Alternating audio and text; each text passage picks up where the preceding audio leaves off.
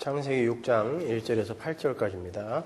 우리 함께 봉독하시죠. 사람이 땅 위에 번성하기 시작할 때에 그들에게서 딸들이 나니 하나님의 아들들이 사람의 딸들의 아름다움을 보고 자기들의 좋아하는 모든 자로 아내를 삼는지라. 여호와께서 가라사대 나의 신이 영원히 사람과 함께 하지 아니하리니 이는 그들이 육체가 됨이라. 그러나 그들의 날은 120년이 되리라 하시니라.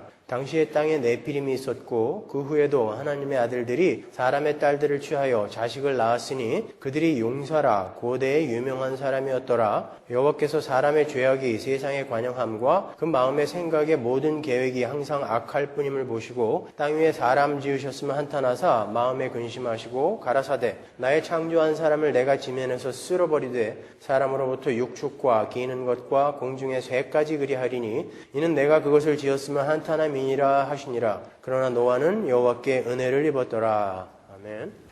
우리는 지난주에 성경이 상상할 수 없는 사랑으로 당신의 백성들을 품고 계신 하나님께서 한탄을 하시고 근심을 하신다라고 하는 신인 동형 동성적 표현을 동원해야 할 만큼 하나님이 미워하시는 죄가 바로 하나님 앞에 네피림으로 용사로 유명한 자로 서는 것이다라는 것을 배웠습니다. 용사는 오직 여호와 한 분이시고 오직 여호와만 우리의 힘이셔야 함에도 불구하고 타락한 인간들은 자신이 용사가 되고 세상 것들을 힘으로 삼아 자신이 왕노릇하려 하는 무서운 죄를 짓고 있는 것입니다. 그럼에도 불구하고 자본주의와 밀착되어 있는 오늘날의 교회들은 소유욕과 신앙 사이에서 아슬아슬한 줄타기를 하고 있다는 안타까운 현실도 함께 짚어봤습니다. 우리가 지난주에 공부한 것처럼 하나님의 부르심, 즉 소명이라는 것은 만물의 주인이신 하나님께서 우리를 부르셨기 때문에 그게 너무 감사해서 우리의 존재 전체, 우리의 행위 전체, 우리의 소유 전체가 특별한 헌신과 역동성으로 그분의 소환에 응답하여서 그분을 섬기는 데 투자되는 것까지를 포함하는 거예요. 그걸 소명, 부르심이라고 하는 것입니다. 그래서 부르심을 입은 성도들이라는 것은 우리의 소유를 위해서 하나님의 힘을 동원하는 자가 아닌 오히려 우리의 소유를 털어서 하나님 나라의 완성에 기여를 해야 하는 자들이어야 하는 것입니다. 다른 말로 우리 성도는 이 땅에서 자신이 하나님을 떠난 자리에서 자신을 보호하고 자신을 행복하게 만들기 위해 차곡차곡 쌓아두었던 습관이나 물질, 명예 등의 세상의 힘을 자꾸 포기하고 이제 하나님의 뜻에 순종해서 오직 하나님으로만 힘과 행복의 근원으로 삼아서 세상과 정반대의 삶의 원리인 십자가의 원리로 살아내는 것을 신앙생활의 근간으로 삼아야 한다는 거예요. 그게 바로 하나님 나라의 삶의 원리이기 때문에 그렇습니다. 오늘은 지난주에 말씀드린 대로 세상의 힘을 추구하는 것이 성도의 신앙생활에 얼마나 해악을 끼치게 되는지 그 세상 힘의 대표라고 해도 과언이 아닌 돈을 예로 들어서 간단하게 제가 설명을 해드리겠습니다. 그리고 다음 주에는 창세기부터 시작해서 모세오경, 선지서, 시가서, 복음서, 서신서, 요한계시록을 관통하고 있는 그 하나님의 구속사가 어떻게 하나님의 힘빼기 작전으로 명령이 될 수 있는 것인지에 관해서 제가 성경을 하나하나 찾아서 자세하게 설명을 해드리도록 하겠습니다. 다음 주에는 조금 어려울지도 몰라요. 그리고 조금 길 수도 있어요. 여러분 요즘 남녀노소 불문하고 사람들이 가장 관심을 갖는 게 뭐예요? 재테크라는 것입니다. 여러분 재테크가 뭡니까? 그게 언제부터 나오는 말이에요? 재테크.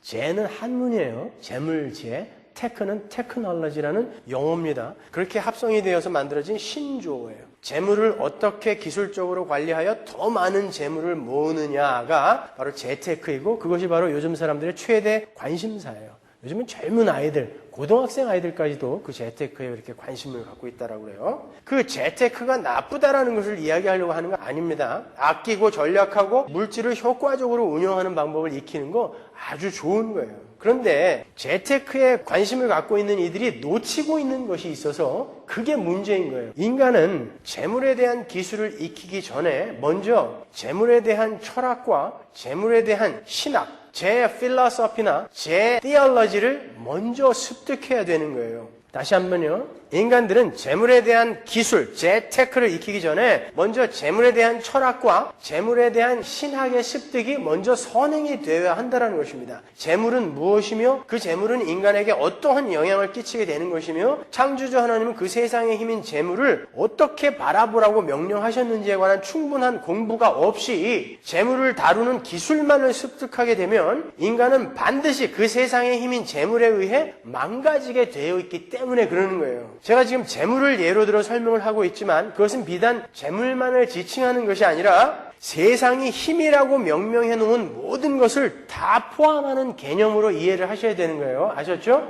여러분 지난 시간에도 충분히 설명을 해드렸다시피 돈은 그 자체에는 힘이 없어요. 우리가 외국에 갔다 왔을 때 주머니에 남아있는 외국 동전은 그냥 고철덩어리에 불과하죠. 우리가 청년들하고 매년 중국에 선교를 갔다 오는데 거기에 갔다 오면 주머니에 뭐 1원짜리, 2원짜리, 5원짜리, 몇 전짜리 동전들 주머니에 많이 남아있어요. 근데 여기 오면 쓸 데도 없어요. 그거는 마켓에 동전을 지폐로 바꿔주는 기계에 갖다가 넣어도 걔가 뱉어내요. 그러니까 여기서는 전혀 쓸모없는 고철인 거예요. 돈 자체는 사회적 약속 아래에서 인간이 그 약속에 예속될 때에 비로소 힘이라는 것을 갖게 되는 거예요. 그 인간이 이 돈은 힘이야. 우리 영역, 우리 테리토리 안에서 이 돈, 중국 돈은 우리 중국의 힘이다. 라는 그 약속에 인간이 예속될 때 거기에서 힘을 발휘할 수 있는 것입니다. 그러나 그렇게 사회적 약속 아래에서 인간들이 그 화폐가 가진 힘에 예속을 하게 되면 그 돈이라는 것은 즉시 그것을 소유한 사람에게 곧바로 영적인 세력이 됩니다.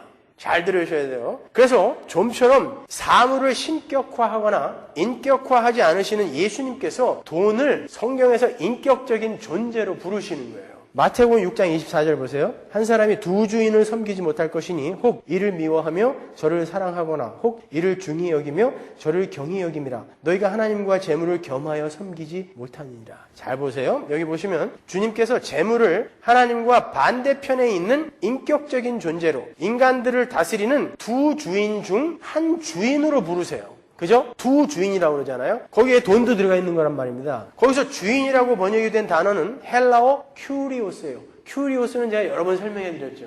큐리오스가 뭐예요? 주님이란 뜻이에요.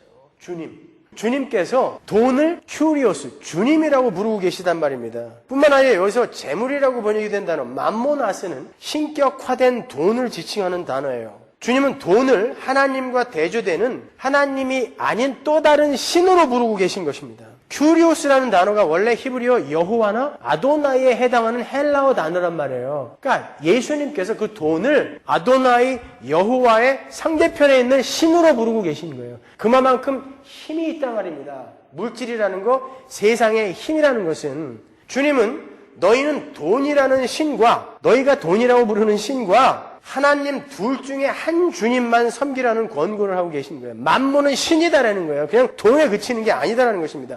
거기에 영적 세력이 가입되어 있다는 것입니다. 그것은 돈이라는 것이 세상의 힘이라는 것이 하나님이 당신의 백성들에게 통치권을 행사하시듯 어떤 사람들에게 주님으로 영적 세력으로 힘을 발휘하고 있다는 것을 보여주시는 거예요. 여러분은 어떠십니까? 여러분은 하나님을 여러분의 주님으로 모시고 계세요? 아니면 돈, 세상의 힘을 여러분의 주님으로 여기고 계십니까? 아니, 잘 생각해 보자고요. 그냥 생각 없이 대답하지 말고 잘 생각해 보자고요. 우리가 예배당에 와서 주님의 이름을 애타게 부르면서 그분의 도움으로 예수님께서 또 다른 주님으로 명명하신 세상의 힘, 돈, 명예, 자기 자랑거리를 얻으려고 한다면 우리가 예수님의 이름을 부르면서 주님이라고 부르면서 그 주님의 힘을 이용하여 다른 것을 얻으려고 한다면 진짜 그 사람의 목적은 뭐예요? 이거죠. 그럼 그의 주님은 누굽니까? 세상의 힘인 것입니다. 그 사람은 불신자라고 하는 거예요. 이렇게 돈은 인간들이 세상의 힘이라고 공인해 놓은 그러한 힘들은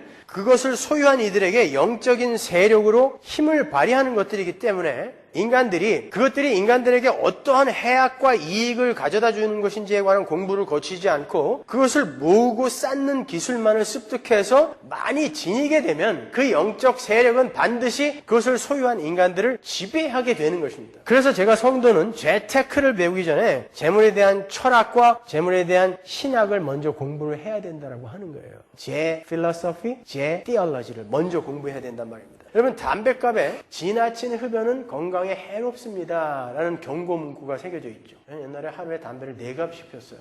4갑을 피려면 밥 먹을 때도 물고 있어야 돼요. 그래서 이렇게 폐가 망가졌잖아요. 기침도 심해지고 다 자업자득인 거예요. 그러니까 뜯을 때마다 그걸 봤어요. 그걸 볼 때마다 그래, 끊어야 되는데.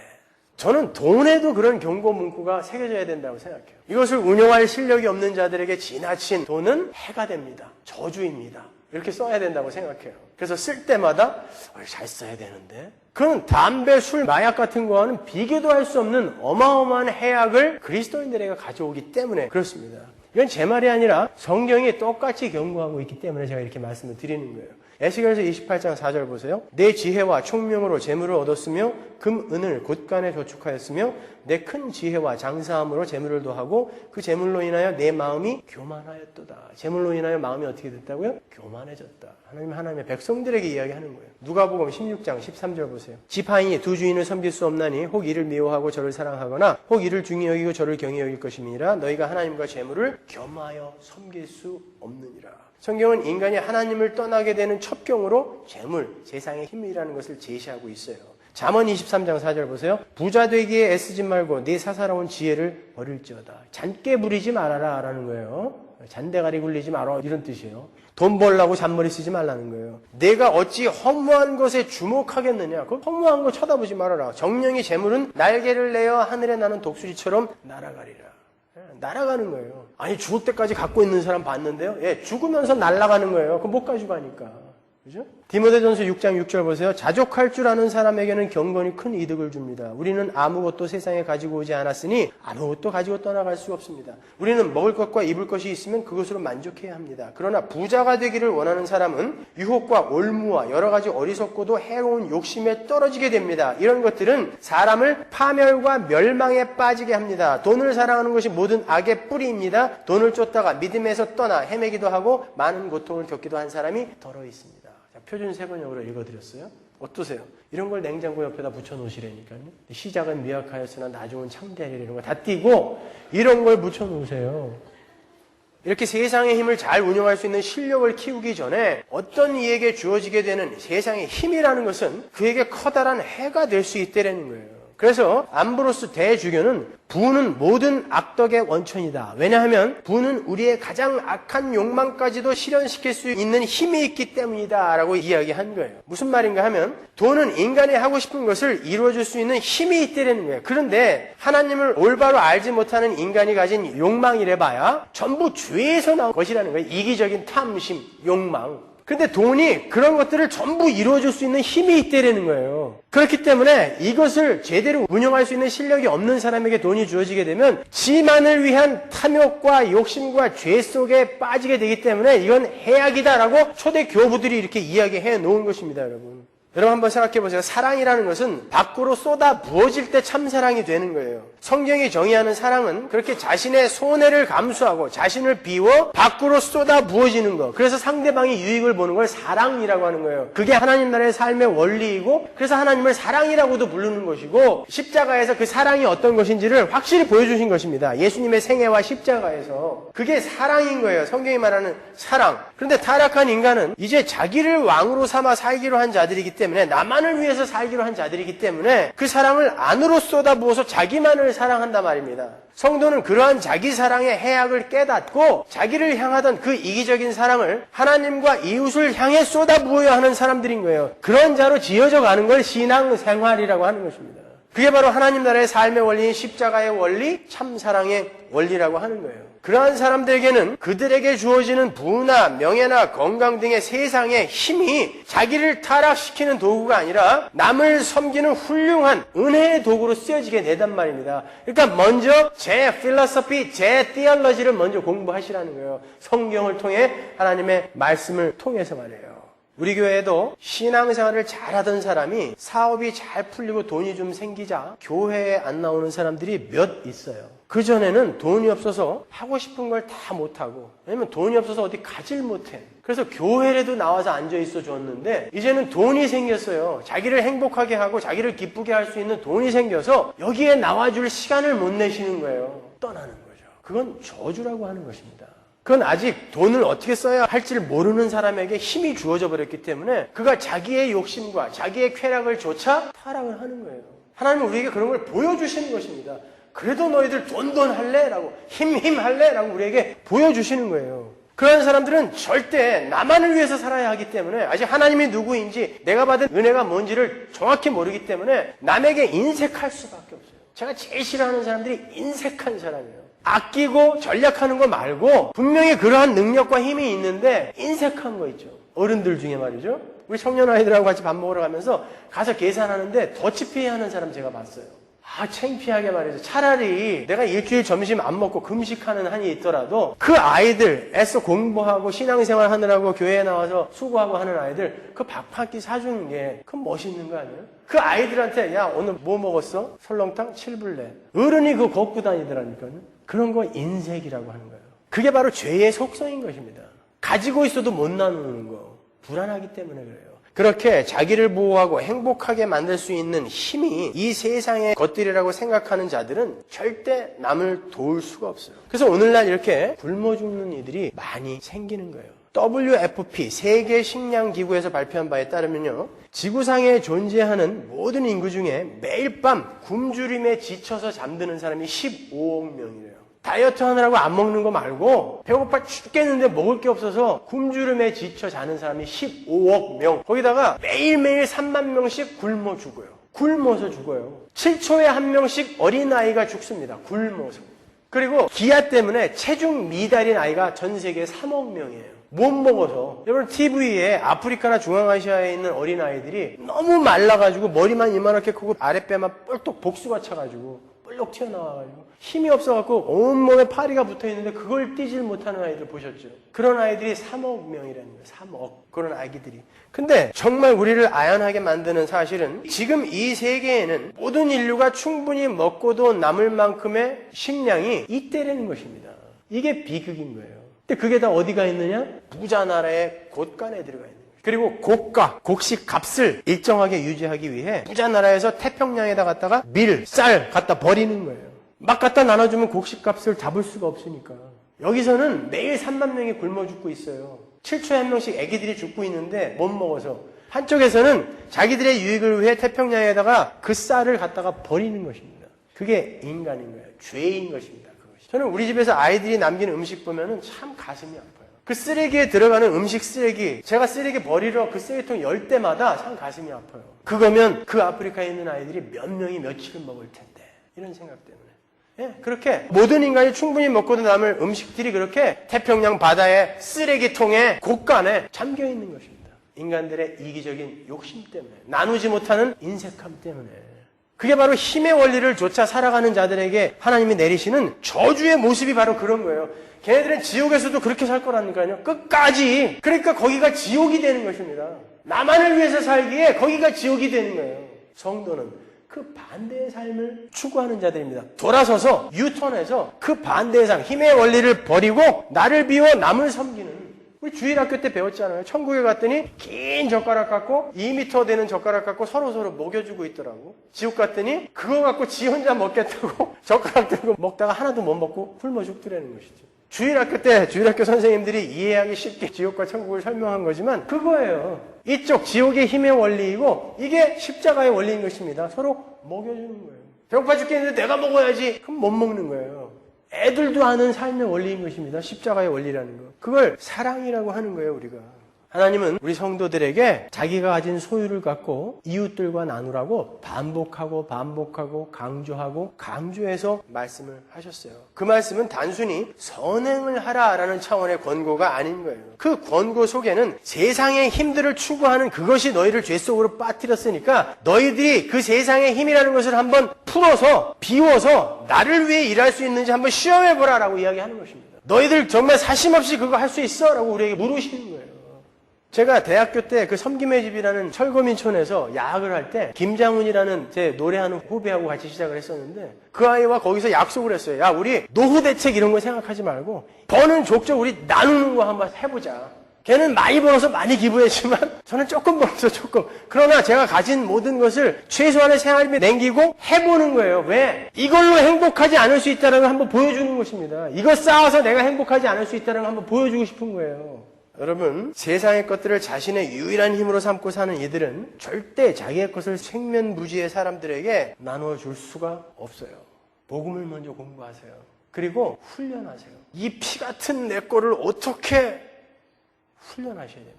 신명기 15장 11절 보세요. 땅에는 언제든지 가난한 자가 그치지 아니하겠으므로 내가 네게 명하여 이르노니 너는 반드시 내 경내 내 형제의 곤란한 자와 궁핍한 자에게 내 손을 펼치니라. 하나님이 이렇게 명령하셨기 때문에 나눠보는 거예요. 그래도 늙어서 먹을 거는 어떻게 저축을 해놔야죠. 아니, 우리한테는 사후 대책이 완벽하게 세워져 있잖아요. 네? 우리한테는 사후 대책이 완벽하게 세워져 있잖아요. 죽음은 천국. 근데 그까지 노후 대책은 뭐하러 그렇게 걱정하세요? 아니, 하세요. 하시는데 그걸 목적 삼아 살다 보면 그 노후가 지나면 어떻게 하실 거예요? 죽음이 여러분 문 앞에 닥쳤을 때 그때는 어떻게 하실 거예요? 무슨 대책하실 거예요? 그때는 우리가 나누는 게 사후 대책입니다. 여러분, 노후 대책보다 더 중요한 거. 어차피 그때도 하나님이 먹이실 거라니까요. 우리가 노후 대책하느라고 우리 곳간에다가 풍성하게 쌓아놓는 그 곡식, 그거 못 먹어서 사람들이 3만 명씩, 하루에 3만 명씩 굶어 죽어가고 있단 말입니다. 그래 놓고 내가 하나님 앞에 가서 나 노후 대책하느라고 그랬지, 뭐 그 사람들 미워서 그런 거 아니에요, 이렇게 얘기할 수 있냐고요. 우리가. 하나님은 당신의 백성들에게 너희가 힘이라고 생각하는 것들을 자꾸 벗어버려라라고 명령하시는 거예요. 그게 아담의 자리에서 내려오는 거거든요. 죄를 짓기 전에 아담은 하나님이 나의 힘이고 하나님이 시키는 건 뭐든지 하는 그런 자로 창조가 되었었단 말입니다. 근데 얘가 하나님을 어기고 하나님 자리를 타고 넘어 들어갔어요. 그리고 이제 자기 스스로 자기를 만족시키려고 했고 자기 스스로 자기를 보호하려고 해야 됐기 때문에 이 세상에 힘을 쌓아야만 돼요. 근데 우리는 구원받았어요. 이제 하나님의 백성이 됐어요. 하나님 말씀을 듣겠다라고 결단하고 나온 자들이기 때문에 아담의 자리에서 내려오는 거예요. 그러면 그걸 뭐 하는 거예요? 내가 힘으로 여겼던 걸 자꾸 풀어놓는 것입니다. 그래야 내가 하나님을 믿고 하나님을 의지하고 있다는 증거가 될 거 아닙니까?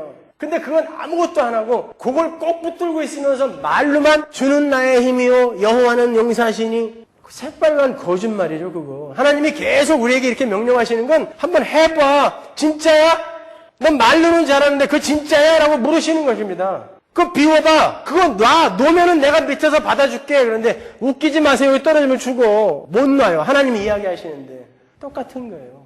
주님께서 양과 염소를 심판하시면서 지극히 작은 자에게 사랑과 구제와 섬김을 행하지 않은 자들은 나에게 하지 않은 것과 똑같다라고 말씀하시면서 지옥으로 보내버리셨어요. 염소들을. 그죠? 마치 주님이 구원의 조건으로 행위를 제시하는 것 같잖아요. 그러나 그건 아니잖아요. 그죠? 구원의 조건으로 행위가 제시될 수는 없단 말입니다. 복음에 어긋나는 거니까. 그럼 이게 무슨 이야기냐 말이에요. 그 말은 주님을 따르겠습니다, 주님을 섬기겠습니다, 주님을 믿겠습니다 하고 예수를 믿는다고 하는 자들은 당연히 그 섬김이 이제 세상의 힘이 아닌 하나님만을 나의 힘으로 삼고 살게 되기 때문에 그 섬김이 수평적으로 이웃들에게 전해질 수밖에 없다라는 수평적 사랑과 섬김의 필연성을 이야기하는 거예요.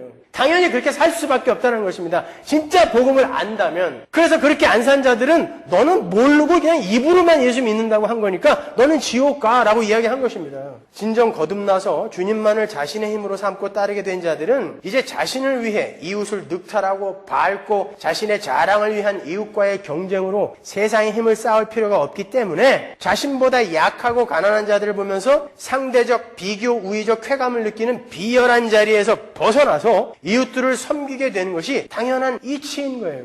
그래서 복음을 아는 만큼 많이 비울 수 있는 것입니다. 그래서 그들은 아낌없이 가난하고 약한 자들에게 자신의 소유를 나누어주고 섬겨줄 수 있는 거예요. 그런데 여전히 다른 이들의 궁핍과 약함을 돌아보지도 않고 자신의 배만을 위해서 사는 사람들은 예수님의 이름은 부르고 있지만 예수님을 믿는 자들이 아니라 세상의 신인 만문을 섬기는 자들이다라는 이야기예요. 그래서 니네들은 지옥 가라 그런 것입니다. 여러분, 이건 무서운 이야기라고요. 우리가 우리 자신을 자꾸 안 돌아봐서 그렇지 나를 자꾸 돌아봐야 되는데, 말씀을 들으면 그 말씀을 나에게 적용시켜야 되는데, 저 김집사 큰일 났네 저거. 이렇게 남에게 자꾸 적용을 시키기 때문에 나를 못 돌아보는 것입니다.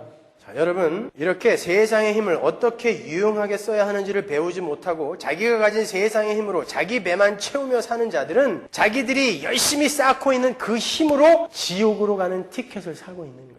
왜? 그들이 그 힘으로 하고 있는 일들이 전부 이기적인 자기 탐심에서 나온 일들이기 때문에 그래요. 심지어 선행조차도 나를 자랑하기 위한 선행, 그건 죄인 것입니다. 착한 일이라고 다 착한 일이 아니라니까요. 그렇게 자기 배를 신으로 삼아 자신만을 위해 사는 이기적인 세상에서 건져진 교회는 자기 자신만을 위해서 살던 옛적 삶에서 벗어나서 하나님과 이웃을 섬기는 것을 행복으로 여기며 살게 된 사람들을 말하는 거예요. 그게 교회가 추구해야 하는 삶인 거예요. 왜냐하면 주님께서 말씀하셨던 것처럼 그게 바로 하나님이 당신의 백성들에게 요구하신 율법 전체가 요약하여 담고 있는 내용이기 때문에 그런 거예요. 힘을 빼고 내 힘을 이용해 다른 이들과 하나님을 유익하게 하는 거. 예수님이 율법 전체를 그렇게 요약해 주셨잖아요. 주 너의 하나님을 사랑하고 네 이웃을 네 몸처럼 사랑하라. 이게 하나님이 너에게 요구하신 율법이다 라고 딱 한 문장으로 줄여주셨지 않습니까? 그거 연습하고 가는 거예요. 여러분이 고지 꼭대기에 올라가서 예수 믿으면 이렇게 된다 이거 자랑하는 게 아니라 그거 자랑하고 가는 것입니다. 야, 어떻게 내가 이 낮은 자리에서 어떻게 저들의 유익을 위해 이렇게 섬기는 자가 될 수 있었을까? 다 은혜다. 하나님의 은혜와 복음을 깨달았더니 이 삶이 되는구나. 이거 보여주고 가는 거라니까요. 고지 꼭대기에 올라가서 지가 가진 걸 조금 부스러기 나눠주는 건 아무나 할 수 있는 거예요. 불교인들, 이슬람교인들이 그건 더 잘합니다, 여러분. 복음에 근거한 그러한 행위를 하나님이 우리에게 요구하신다니까요. 그러한 비움, 그러한 나눔. 그래서 성경에 초대교회의 유무상통의 모습을 한 번 딱 그려준 거예요. 천국은 이렇게 사는 거야 라고. 사도행전 2장 보세요. 44절. 믿는 사람이 다 함께 있어 모든 물건을 서로 통용하고 또 재산과 소유를 팔아 각 사람의 필요에 따라 나눠주고 날마다 마음을 같이하여 성전에 모이기로 힘쓰고 집에서 떡을 떼며 기쁨과 순전한 마음으로 음식을 먹고 하나님을 찬미하며 또 온 백성에게 칭송을 받으니 주께서 구원받는 사람을 날마다 더하게 하시니라. 이 말은 공산주의 하자는 이야기가 아니에요. 칼 막스가 이 구절을 들어서 공산주의 이론을 정립을 했지만 이건 공산주의 하라는 이야기가 아닙니다. 이렇게 하면은 이 세상이 정말 살기 좋은 나라가 될 거야. 그렇게 될 수가 없어요. 모든 인간이 타락을 했고 기독교인은 소수이기 때문에. 그러나 하나님이 우리에게 우리의 힘을 빼는 삶을 요구하시기 때문에 우리가 이렇게 살아야 되는 것입니다. 그리고 종국에는 새하늘과 새 땅에 가서 모든 그 나라 백성이 다 이렇게 살 거란 말이에요. 나만을 위해서 남을 밟는 게 아니라 나를 비워 다른 이의 유익을 챙겨주는, 전부 그러한 이들이 모여 사는 그 나라가 얼마나 아름답겠습니까? 얼마나 좋겠어요. 여러분은 육신을 입고 오감을 소유한 상태에서 그런 사랑하는 사람과 살게 된다니까요. 그걸 이 땅에서 연습하고 오라는 거예요. 그게 유무상통입니다. 어떻게 내 걸 팔아서 저 생면부지의 사람의 먹을 것을 챙겨줘요, 내가? 그러나 너희는 그렇게 살게 될 것이고 그걸 이 땅에서 훈련해 보라는 것입니다. 그거 하면서 안 되거든. 아, 하나님 어떻게 이런 자를 구원해 주셨습니까? 저도 그 하나님의 은혜를 더 깊이 깨달아 그렇게 살 수 있게 해주세요라고 가게 되는 거고, 그게 되었을 때 하나님 정말 하나님의 은혜를 깊이 하니까 이게 되네요. 감격하면서 또 한 발 깊이 들어가는 것입니다. 그걸 신앙 생활이라고 하는 거예요. 신앙은 이렇게 아름답고 깊고 웅숭 깊은 거예요. 신앙이라는 것은 기적이나 보고 거품이나 물고 쓰러지고 환상이나 보고 그런 걸 신앙이라고 착각하지 마세요. 그거는 다른 종교에 다 있는 거예요. 이슬람교회, 불교회 방언이 더 많고 신비적인 기적, 역사는 이방 종교에 훨씬 더 많습니다. 힌두교 교사들은 절벽 위에서 공중부양을 해서 설교를 한 사람이 있다니까요. 그럼 힌두교를 믿으세요? 그런 걸 좋아하시면은. 신앙은 그런 걸로 판가름 나는 게 아니에요. 얼마나 나를 비우고도 내가 행복한가로 판가름 나는 것입니다. 지금은 안 되지만 그 나라에 가면 이제 온전한 그 삶을 살 수 있다니, 야, 빨리 가고 싶다. 이게 신앙 생활이어야 되는 거예요. 전부 모여가지고 대가리 띠밀고 안수해 주세요. 어떻게 해서든지 나는 복을 받아야 돼. 쟤는 어떻게 되든지 말든지 나는 복 받아야 돼. 그렇게 해서 안수해갖고 챙기는 돈이 1년 월급보다 많은 목사들이 많대요. 연말이나 연초에 그렇게 안수해주고 복채로 받는 돈이 1년 연봉보다 훨씬 많은 목사들이 많대요. 실제로. 그건 한번 해볼까 봐요, 저도.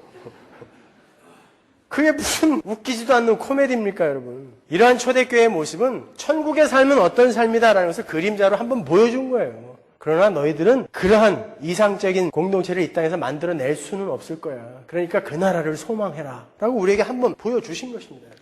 우리는 그 삶을 이 땅에서 추구하는 거예요. 여러분, 하나님의 구속의 원리가 뭐였어요? 이 땅에서 구속의 원리? 십자가의 원리. 나를 죽여 원수를 살려내는 게 십자가의 원리잖아요. 그는 단순히 하나님의 백성을 살려내는 방법 차원이 아니라 십자가는 바로 천국의 삶의 원리이기에 예수의 삶과 십자가의 죽음을 통해 우리에게 그 삶은 어떤 삶인가를 한번 보여준 거란 말이죠. 이게 천국의 삶이야. 단순히 우리를 구원한 방법에 그치는 게 아니라니까요, 십자가는.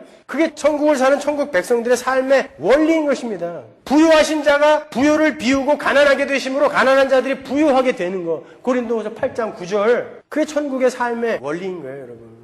우리는 그 주님을 통해 비우는 삶, 나눔의 삶, 이타적인 삶, 섬기는 삶이 어떤 것인지를 배우고 그 삶을 잘 연습하고 훈련하는 거예요. 그래서 주님께서 성도들에게 헌금, 구제, 봉사, 선교 이런 거를 명령하신 거예요.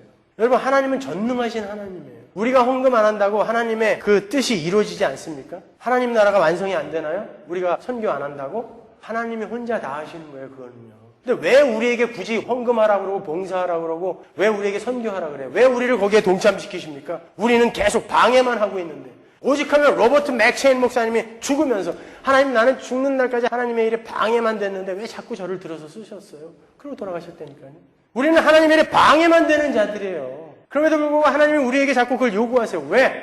우리를 위해서. 너 한번 해봐. 너 예수를 믿는다며. 너 아담의 자리에서 내려왔다며. 고지에서 내려왔다며. 나를 그 자리에 앉혀놨다며.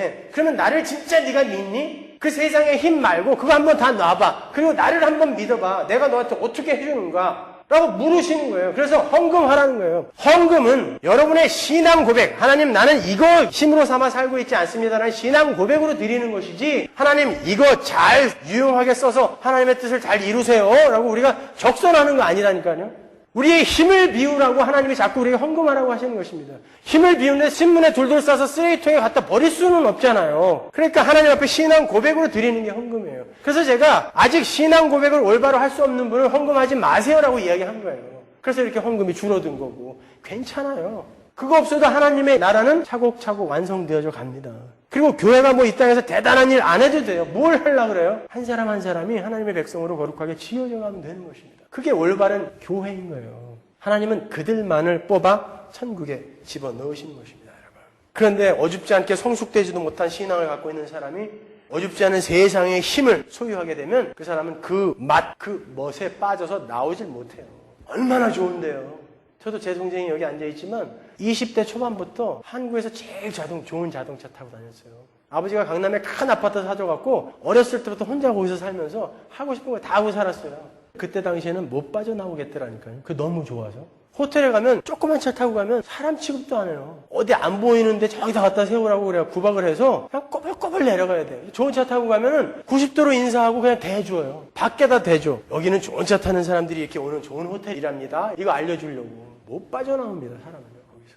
그래서 성숙하지 못한 신앙인들에게 세상의 힘이 주어지면 제가 그걸 주어주라고 하는 거예요.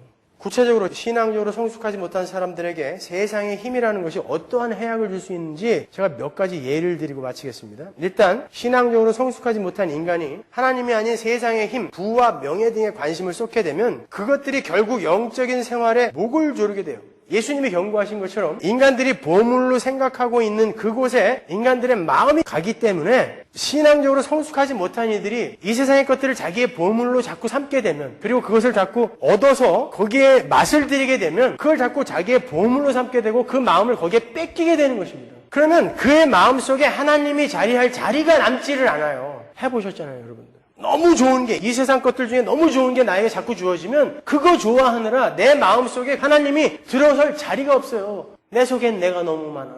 그게 첫 번째 해악인 것입니다. 그래서 예수님께서 하늘의 보물을 쌓으라 그런 거예요. 이 땅의 보물 쌓지 말고 하늘의 보물 쌓으라. 하늘의 보물을 쌓으라는 건 단순히 우리 보고 이 땅에서 우리가 가진 것으로 선교하고 구제하고 봉사하고 헌금해서 하늘의 보물을 쌓으라는 말이 아니에요. 만약에 그렇다면 이 땅에서 돈 못 번 사람은 어떻게 해야 돼요? 선교도 못하고 헌금도 못하고 구제도 못하는 사람은 어떻게 해요? 가난한 사람은. 하늘에도 보물 못 쌓아요. 그러면 그 사람은 주님이 그런 이야기 하는 건 아니겠죠? 그죠? 만약에 그런 이야기라면 하늘의 보물을 쌓기 위해서 또 이 땅의 보물을 추구해야 된다는 모순이 성립이 되잖아요. 주님이 그런 거 이야기한 거 아니란 말입니다. 그럼 그 얘기가 무슨 이야기예요? 거기에서의 중심 단어는 쌓으라가 아니라 어디에요? 어디에? 이 땅에는 보물이라는 거 없대라는 거예요. 하늘에는 보물이 있다라는 것이죠. 그러니까 그 하늘의 보물을 쌓으라는 거예요. 이 땅에 니들이 보물이라고 생각하는 그 보물 아니니까 이 땅에다 자꾸 그런 거 쌓으려고 하지 말고 하늘을 바라봐라. 이게 하늘의 보물을 쌓으라는 것입니다. 어떤 사람은 그러잖아요. 내가 돈을 벌겠다는 게 아니라 하나님이 일을 하려고 돈을 달라는 것이 그거 다 사기예요. 그게 이 이야기라니까요. 나 하늘의 보물 쌓기 위해 이 땅에 보물 주세요. 그거 사기예요.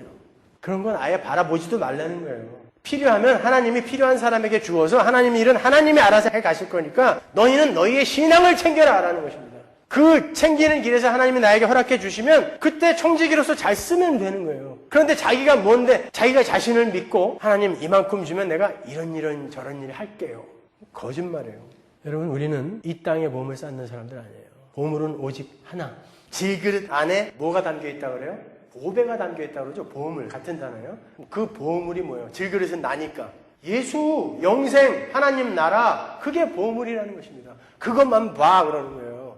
예수, 영생, 하나님 나라 그거 봐 그러는 거예요. 그거 보고 이 땅의 보물 같은 거 우습게 초계처럼 여겨봐라. 그게 믿음인 거야. 그러니까 한번 헌금해봐, 봉사해봐, 구제해봐. 네 시간, 힘, 건강, 돈 한번 나를 위해 한번 써봐 라고 이야기하는 거예요. 그게 종교 행위라고 하는 것입니다. 그게 꼭 있어야 하나님이 일을 하실 수 있는 게 아니라 그래서 하나님이 자꾸 우리에게 힘을 빼라고 이야기하는 거예요. 힘을 빼. 두 번째로 세상의 힘을 추구하는 것이 성숙하지 못한 성도들에게 주는 해악은 그 세상의 힘이라는 것은 어느 정도가 채워지게 되면 성숙하지 못한 사람들은 그 힘을 유지하고 늘리기 위해서 불안감에 시달리고 염려와 근심에 빠지게 된다는 거예요. 쉽게 말해서 세상의 힘의 목적을 두고 사는 사람들은 그 힘이 쌓이는 만큼 걱정과 근심이 늘어나게 돼요. 빠른 시간 안에 큰 돈을 모으려는 조바심. 왜? 그 돈이 주는 쾌감을 맛봤거든요. 그러니까 어떻게 하면 더 많이, 더 빨리 모을까? 이 조바심이 생겨요. 성숙하지 못한 사람들에게 그런 힘이 주어지면. 그리고 모은 돈을 어떻게 효율적으로 늘릴까? 멍청이 집안에 쌓아두면 안 되잖아요. 이거 늘릴 수 있는 방법이 있다고요. 이걸 어떻게 늘릴까? 걱정하죠. 그리고 그 모은 돈을 안전하게 지켜야 한다는 그 불안감. 언제 날아갈지 모르잖아요. 요새는 뭐 그냥 한 방에 막 날아가 버리잖아요. 그거 어떻게 지킬까? 불안하죠. 거기에 혈안이 되어 있는 사람은 일어나자마자 인터넷 켜야 돼요. 주가가 얼마나 올랐을까? 환율은 어떻게 됐어? 금리는 어떻게 됐을까? 근심과 걱정이 자기에게 힘이 쌓이는 만큼 늘어나게 되는 거예요. 그리고 그 돈으로 인해서 지금 누리고 있는 삶을 침해받지 않으려는 그런 욕구. 왜 지금이 너무 좋은데 이 돈이 사라지게 되면은 이런 삶을 못 살잖아요. 지레에 걱정을 한다니까요. 내가 혹시 이 삶의 수준보다 더 낮은 수준으로 살게 되면 어떡하지? 그러니까 뭐가 유익이에요? 돈이 많으면 뭐가 유익이에요? 한번 생각해 보세요.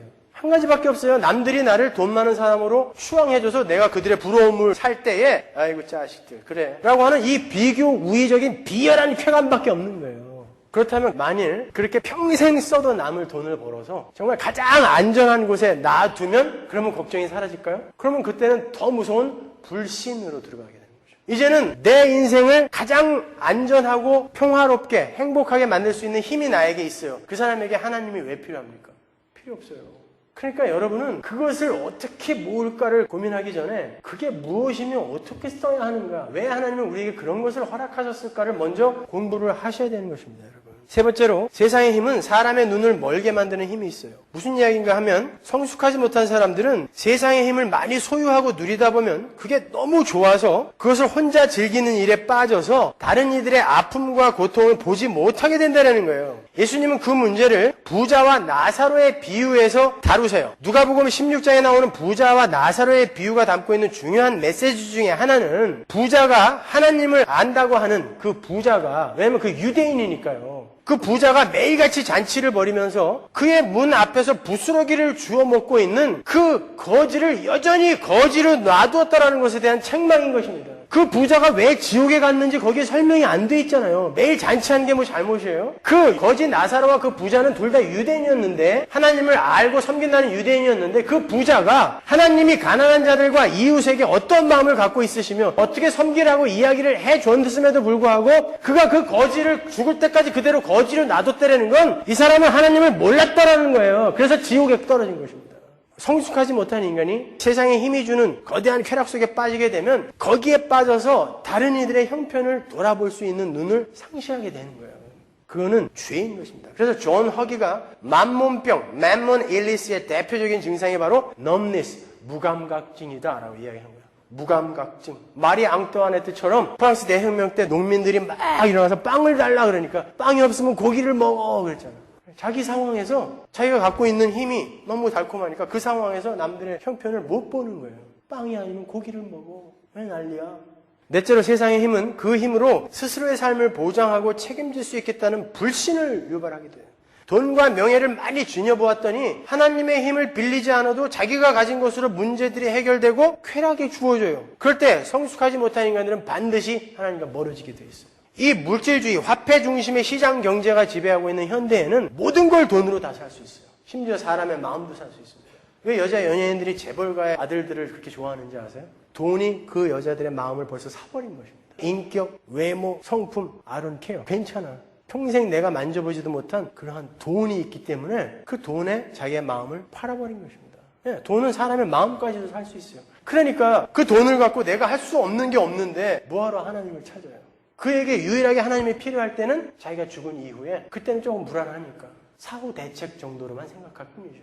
그런 자들은 이 인생을 통해서 자기의 신앙생활을 통해서 하나님을 열심히 찾아가는 그런 올바른 신앙생활에 들어갈 수가 없는 것입니다. 이렇게 부자가 된다라는 것, 세상의 힘을 소유한다라는 것은 거부하기 힘든 강한 매력이 있는 반면에 무시무시한 마력이 함께 들어있는 거예요. 그 매력을 쫓아 마력에 빠지지 마십시오, 여러분. 그래서 존 액트는 세상의 힘이라는 것은 인간을 타락시키는 경향을 가지고 있으며 인간이 소유하는 그 힘이 클수록 그 경향도 강해진다라고 이야기한 거예요. 정확히 본 거죠. 아주 훌륭한 목사님이에요. 신앙적으로 성숙하지 못한 사람이 세상의 힘을 많이 가지면 가질수록 타락을 향한 그의 경향이 더 커지더라는 거예요. 이 사람이 그걸 본 거예요. 다시 한번 묻습니다. 여러분은 하나님을 주님으로 섬기고 계세요? 아니면 세상의 힘을 주님으로 섬기고 계십니까? 딴 건 다 잊어도 괜찮은데 이 대답은 여러분의 심중에 꼭 대답하고 가세요. 그리고 이 구절을 함께 읽어보자고요. 빌립보서 3장 19절 저희의 마침은 멸망이요 저희의 신은 배요 그 영광은 저희의 부끄러움에 있고 땅의 일을 생각하는지라. 땅의 일을 생각하는 자, 자기의 배를 신으로 생각하는 자, 그들의 마침이 뭐라고요? 멸망.